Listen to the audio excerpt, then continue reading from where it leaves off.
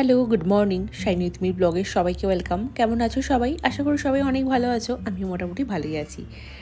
আজকে সকালে 1 কাপ চা খাওয়ার পরে এখানে বসে বসে পুরনো একটা লেস দিয়ে একটা কভার একটু সাজিয়ে তুললাম আমার রান্নাঘরে একটু মেকওভার করার জন্য। এটা হলো ওয়াটার পিউরিফায়ারের একটা কভার। বেশ ভালো লাগছে দেখতে, তাই না? হালকা টাচ আপ পেয়ে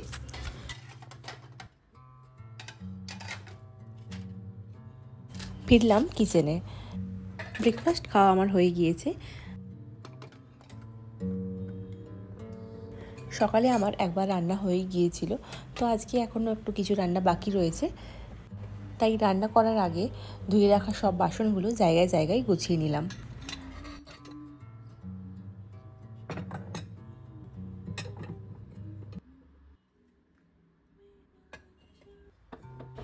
এই ক্যাবিনেটটা আমার সাধারণত সেরামিক ক্যাবিনেট বা কাঁচের জিনিস, এই ধরনের জিনিসপত্র আমি সাজিয়ে রাখতে ভালোবাসি।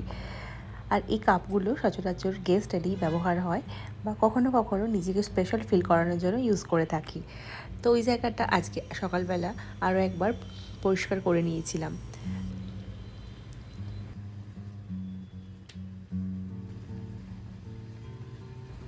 রান্না করতে করতে ততক্ষণ এদিকে আমার জামা কাপড়গুলো পরিষ্কার হতে থাক।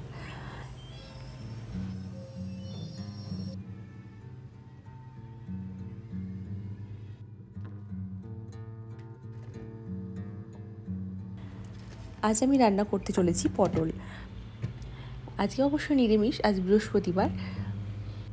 আর অনেক দিন বাদে আজকে বেশ ভালোই রোদ বেরিয়েছে। কটা দিন ভীষণ বৃষ্টি হচ্ছে, তাই রোদ বেরোলে মনটা যেন খুশিতে আনন্দে ভরে যায়। আর রোদটা ভীষণ সুন্দর লাগছেও, বেশ মনোরম। চলো রান্নাবান্না শুরু করি।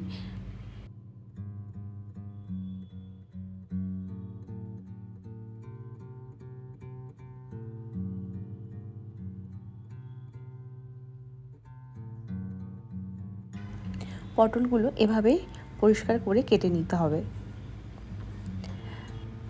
আমি মোটামুটি একটা অ্যামাউন্টের পটল নিয়ে নিয়েছি, এবেলা ওবেলা খাওয়ার মতো করে।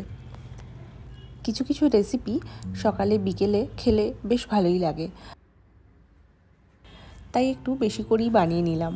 এবেলাও খেয়ে নেবো আর ওবেলাও রাতের দিকে আরামসে হয়ে যাবে। আর আমার এমনিতে সবজির মধ্যে পটল বা কুঁদরি এসব খেতে খুব ভালো লাগে। পটলের তো যে কোনো রেসিপি আমার সব থেকে বেশি প্রিয়, যেমন পটলের তরকারি, ঝোল, দই পটল, সব কিছু। পটলটা নুন হলুদ মেখে রেখেছি, ততক্ষণে ভাতের জন্য চাল বের করে গেলাম।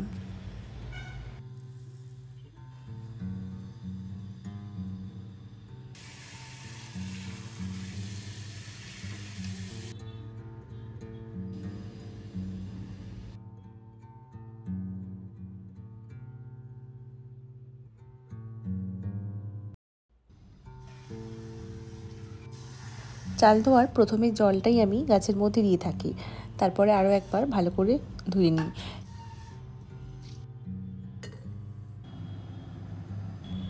এরপরে পটলগুলো খুব ভালো করে ভেজে নেব। আর ওদিকে ছোট মিক্সির মধ্যে একটু আদা দিয়েছি, আর দিয়েছি সর্ষে আর একটু পোস্ত।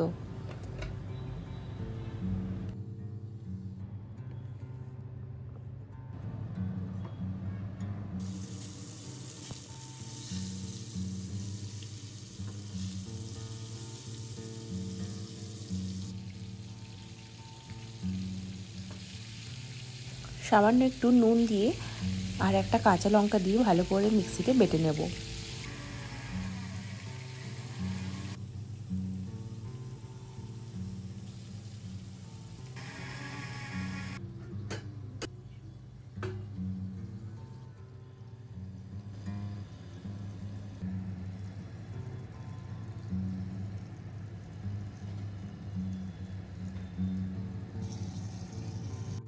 যে কোনো পটলের রেসিপিতে পটলটা আমার মনে হয় সব থেকে বেশি করে ভালো করে ভেজে নিলে তবেই রান্নাটা কিন্তু খেতে ভালো লাগে। যাক, আমি এদিকে ভাতটাও বসিয়ে দিলাম।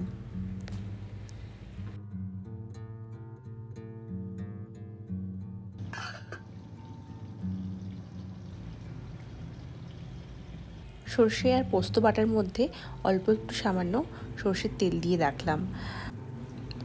কিচেন ক্যাবিনেটের এই স্পেসটা অল্প একটু ফাঁকা ফাঁকা লাগছিল, তাই জন্য আমার একটা নতুন ক্যান্ডেল স্ট্যান্ড ছিল এবং এই স্টারবাক্সের এই কাপটা ওখানে রাখলাম। পটলগুলো খুব সুন্দর করে ভাজা হয়ে গিয়েছে, আর এই পটল ভাজার তেলটা আমি আপাতত রেখেই দিলাম, কারণ পরে যদি আবার পটল ভাজি সেক্ষেত্রে আমার কাজে লাগতেও পারে, আবার নাও লাগতে পারে, ডিপেন্ড অন সিচুয়েশন। খুব সুন্দর করে মশলাটা বাটা হয়েছে কিন্তু। তারপর আবার কড়ার মধ্যে সর্ষের তেল দিয়ে কালো জিরের ফোড়ন দিলাম, বেটে রাখা মশলাটা দিয়ে দিলাম, সামান্য একটু হলুদ আর একটু লঙ্কার গুঁড়ো দিলাম। খুবই সহজ পদ্ধতির একটা রান্না, আর খেতে কিন্তু অসাধারণ লাগে। আর দিয়ে দিলাম পটল। আর পটল কিন্তু এভাবে দিলে তবেই বেশি ভালো লাগবে খেতে, ছোটো ছোটো করে দিলেও ভালো লাগবে না তা নয়, তবে এভাবে দিলে পটলটা ওই সফট একটু অনেকক্ষণ ধরে খাওয়া যাবে, ভালোই লাগবে। পরিমাণ মতো নুন দিলাম।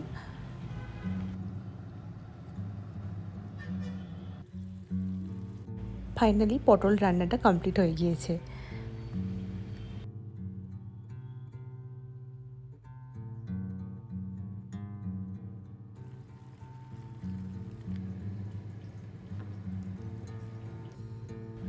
পুরো বাড়িটা একটু মপিং করে নিলাম, তারপরে এলাম আমি আমার মাইক্রোওভেন এরিয়াটা পরিষ্কার করার জন্য।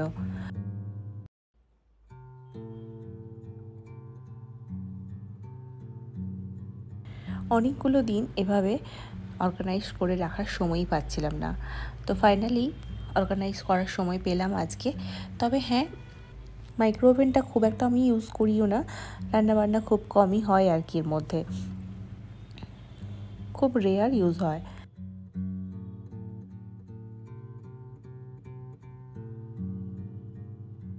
রোজ দিনের কাজ তো একটা রেগুলার আছেই, যেমন রান্না বান্না, বাসন মাজা, কাপড় কাচা, ঘর মোছা, আরও নানা রকম কাজ। তো তার ফাঁকে ফাঁকে আমি চেষ্টা করি প্রত্যেক দিন বাড়ির যে কোনো একটা পোর্শন, যেমন যা খুশি হতে পারে, জানালা, দরজা, এনিথিং, ব্যালকনি, তো এক একটা করে ক্লিন করার জন্য। তাতে করে আমার ফাইনালি খুব ভালোই লাগে কিন্তু। আজকে যেমন মাইক্রোওভেন এরিয়াটা খুব ভালোভাবে ক্লিন করতে পেরে বেশ ভালো লাগছে। তারপর এখানে আমি একটু মাইক্রোওভেন একটা বাউল, এটা মাইক্রোওভেনের সাথেই দিয়েছিল, খুব একটা ইউজ হয় না, এই বাউলের মধ্যে দুটো লেবু নিলাম আর একটু ডিওড্রাইজ করে দিলাম। চলো মাইক্রোওভেনের ওপর সাইডটা একটু অর্গানাইজ করে নিই। এই জুটের মতন দেখতে একটা বাস্কেট অনেকদিন আগে থেকেই আমার কেনা ছিল, তো এর মধ্যে আমি সাধারণত চা রাখি। এই প্লাস্টিক যে ফুড কন্টেনারগুলো, এগুলো এর মধ্যে দেখছি খুব সুন্দরভাবে আটকে গেছিলো, তাই এর মধ্যে আমার রেগুলার চায়ের যে অর্ধেক চাটা বেশি হয়ে যায়, তা আমি সবসময় এখানে এয়ারটাইট করে রাখি। আর যেহেতু এটা খুব কাজের, তাই এটা আমি সর্বসময় মাইক্রোওভেনের ওপরের পোর্শনটায় রাখি, ইজিলি সরানোও যায়, আর চা শেষ হয়ে গেলে ইজিলি নেওয়াও যাবে। আর এই একটা কার্ডবোর্ডের একটা বক্স, খুব সুন্দর দেখতে, এটাও আমি নর্মালি টুকটাক এদিক ওদিক রাখতাম কিছু, তো ওটার মধ্যেও এই পুরনো লেসটা লাগিয়ে দিলাম, একটা আলাদা রকম লুক দিচ্ছে কিন্তু। আজকাল এই লেসটা কিন্তু খুব উঠেছে, মানে জামা কাপড় সব কিছুতেই। আমি রিসেন্ট একটা আমার শাড়িও এভাবে লেস পরিয়েছি, বাহ দারুণ লাগছে কিন্তু দেখতে, আমার পার্সোনালি বেশ ভালো লেগেছে।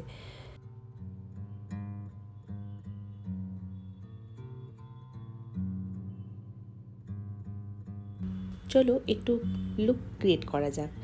এই যেমন এই গোলাপগুলো পুরো শুকিয়ে গিয়েছে, এগুলো আর রাখার মতন অবস্থায় নেই, তাই এগুলো ফেলে দেওয়ার আগে এই শুকনো গোলাপগুলো আমি নিয়ে নিলাম দুটো একটা দিনের জন্যে। আর এই হোয়াইট কালারের কভারের ওপরে এই ফুলগুলো দেখতে কি দারুণ লাগছে। থাক না, একটা দিন অন্তত থাকুক, তারপরে ফেলে দেবো।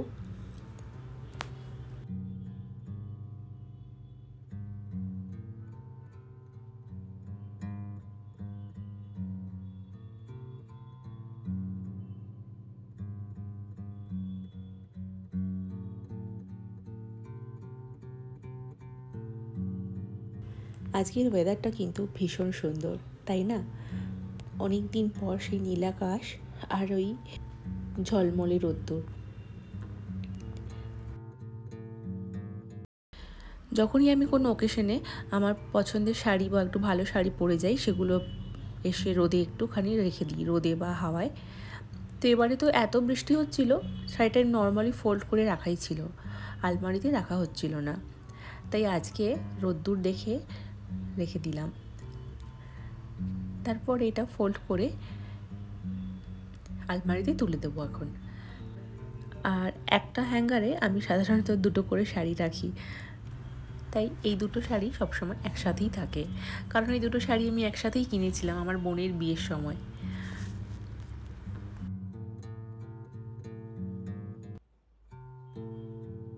আর আলমারি গোছাবো, বাকি শাড়ির দিকে চোখ যাবে না তা তো হতেই পারে না। চলো, এবারে দেশের বাড়ি থেকে আমার পুরনো একটি কাঁথা স্টিচ শাড়ি নিয়ে এসেছি, তাই ভাবলাম তোমাদের সাথে আমার কাঁথা স্টিচ শাড়ির কালেকশনগুলো শেয়ার করা যাক। আমার ওভারঅল 3খানা কাঁথা স্টিচ শাড়ি রয়েছে। এই শাড়িটা হোয়াইটের ওপরে মাল্টি কালার, ভীষণ সুন্দর দেখতে। আর এর এই আঁচলটা একদম ঠাসা কাজ আর এই ঘোড়ার থিম রয়েছে, খুব ভালো লেগেছিল। আর এই কাঁথা স্টিচ শাড়ি আমি নিয়েছিলাম কলকাতা থেকেই, কলকাতার শর্মিষ্ঠাদির কাছ থেকে। ভীষণ সুন্দর কালেকশন রাখেন, তখন আমি খুব ফলো করতাম। আর আমার এই শাড়িগুলোর প্রতি এতটাই নেক ছিল যে আমি নিয়ে নিয়েছিলাম। আর বডিটাও ভীষণ সুন্দর, অল ওভার কাজ, এত সুন্দর কাজ যে বলে বোঝানোর নয়। এই হলো একটি শাড়ি। আর একটা শাড়ি হলো হলুদের ওপরে মাল্টি কালার। এর এই পাড়টা পুরো একচাক্ষর, আর এটাও একটা থিম করা আছে, গরুর গাড়ির থিম, যেটা আমার খুব মন কেড়েছিল। অসাধারণ কাজ। আর পুরো বডিটা কিন্তু ঠিক এরকম ছোট ছোট ফ্লাওয়ার মোটিভে ছিল। দারুণ দেখতে শাড়িটা। আমার ফেভারিট কিছু শাড়ির মধ্যে এই শাড়িগুলো বেশ পছন্দের আমার।